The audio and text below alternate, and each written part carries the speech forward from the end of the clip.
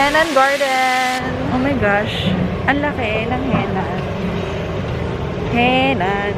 And I believe dito yung mga food, like yung breakfast buffet. Beachfront access. Let's go! Ayan na ang beach! Laban! So, while waiting for our check-in time, walking muna and maghanap ng brekkie here sa shore.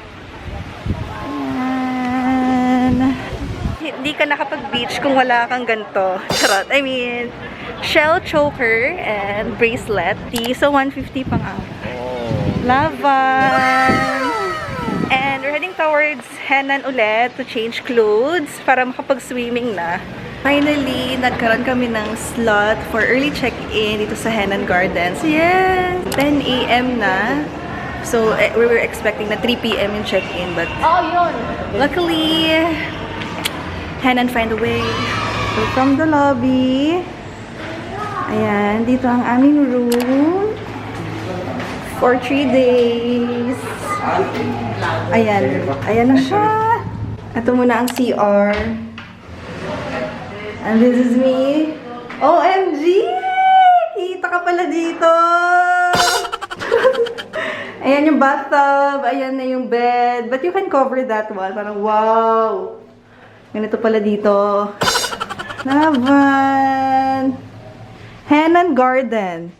So, mayroong single bed, and then queen-size bed, may sofa, office table, TV, and of course, pwede ka na agad tumalon dito. Henann! Ganda, ang ganda. Welcome home! Thank you, Henann! Okay, ako na lang mag-isa for now. Dahil napagod na yung mga kasama ko. Ayan, change outfit. Mag-abang ako ng sunset because minsan nakakita ng sunset sa beach. So, that's why. So, yan. Diyan ka papasok pag sa Henann Gardens ka. So, walk ka dyan. Ayan, diba? Oh, golden hour. Laban. Ayan, tao. Medyo dumami sila. Picture taking pa more sa morning sun. Ayan, laban. Kung may golden hour, may morning hour. Hindi ko alam kung anong trip ng mga manok. Pero ang ingay nila, like, 5 a.m., 4 a.m., basta ang ingay nila. Tapos parang whole day sila nagtitilak-tilak ako dyan. So, hindi ko alam, may sabong ba? So, yan. I don't know. Yan ang aming view. Sayang lang, hindi pa ako makapag-swim kasi it's temporarily closed. Water is under treatment. So, baka naglagay sila ng chlorine. And, not sure what time to maging okay. Pero, sana, Henann, naglagay na lang kayo mga madaling araw or whatever kasi wala rin naman nag-swimming ng madaling araw. So, I hope ngayon, sana sa morning open ang pool. Kasi sa mga taong tulad kong medyo maaga naman nagigising. Ay, mapikpak-pikpak tayo dito sa pool.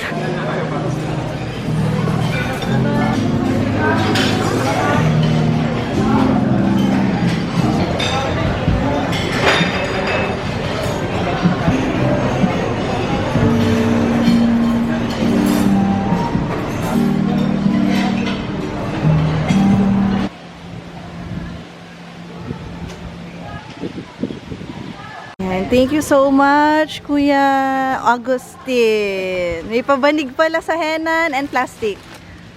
Let's go. Book na tayo sa Henann. Tapos na namin mag-lunch sa Nalca Seafood. Okay doon. Like, sulit. Kasi masarap naman. Anyways, ayun na nga.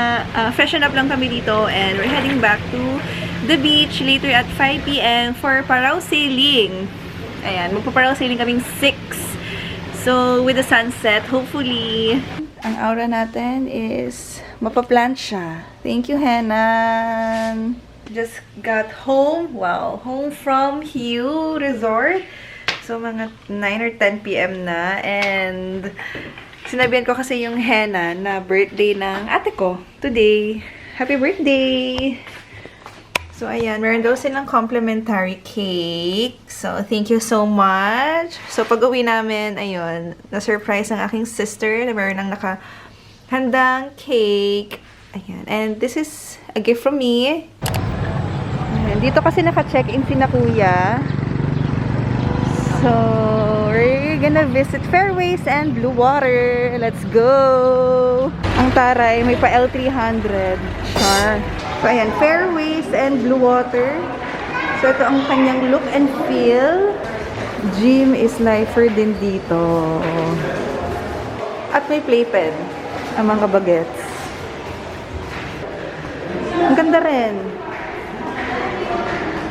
So, ayan na nga. Dito tayo. Wow! Hindi ko na. Very good. Ooh, dalawang queen size bed. And ayan ang view. Nice. Pwede tayo mag-swimming dun sa pool? Sa infinity.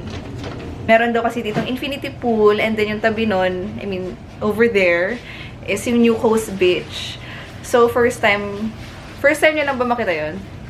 So, first time namin lahat makita yon. So, very, very new ang coast na yun. Yung sun niya, parang nandun din sa Boracay.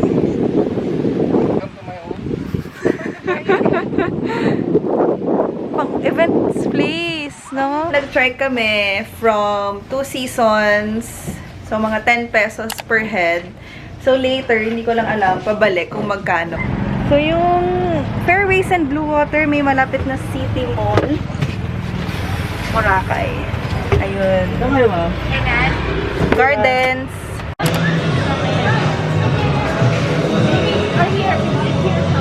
Ooh, ang daming kainan sa HUE.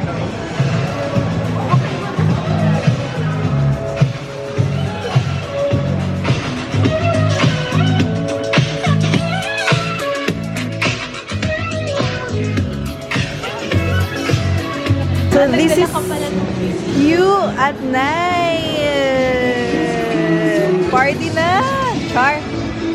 So, ayan. Dito naka-check-in sila kuya. Okay, room tour. Can I see the bathroom? Okay. Ayun, rain shower. Ito na yung sink. Wow, ito yung bed. Tapos TV. Doon natin siguro yung connecting doon sa other room. So, walang view nyo dito. Wala masyado. Mango juice all day,